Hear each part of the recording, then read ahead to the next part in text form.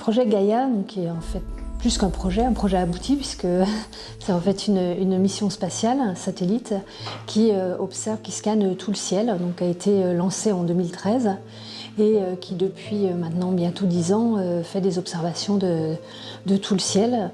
En fait, il a pour but de faire une cartographie de notre Voie lactée, la galaxie, en mesurant très précisément les positions des étoiles, leur luminosité également, leur couleur, leur mouvement et aussi leur distance entre la Terre et l'étoile.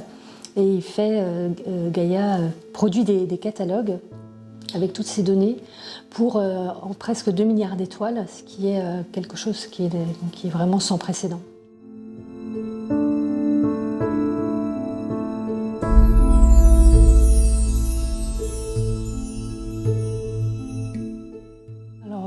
Je pense que c'est vraiment, ça montre vraiment que c'est un projet qui a un très grand impact dans la communauté scientifique. Donc voilà, ça montre que l'Institut UTINAM Laboratoire, les équipes sont impliquées dans un grand projet d'envergure qui va vraiment toucher les différentes disciplines de l'astrophysique.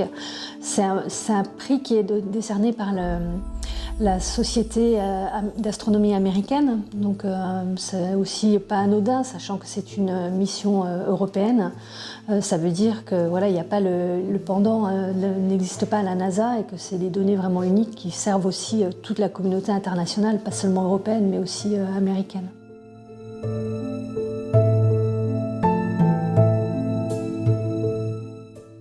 Oui, je pense que c'est pour recommencer le projet en entier.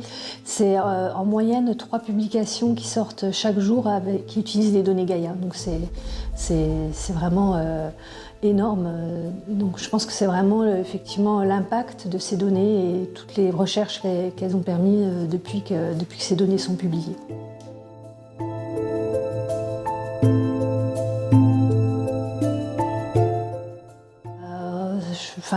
C'est vraiment le prix d'une collaboration, donc voilà, on se sent un petit peu une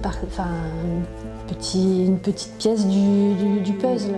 Alors ça fait à peu près une vingtaine d'années que je suis impliquée là-dedans, donc ça montre que ce travail qui est fait depuis une vingtaine d'années, un peu dans l'ombre, parce qu'on est une personne parmi 400, finalement il aboutit à quelque chose de très important et qui est primé, donc c'est une satisfaction.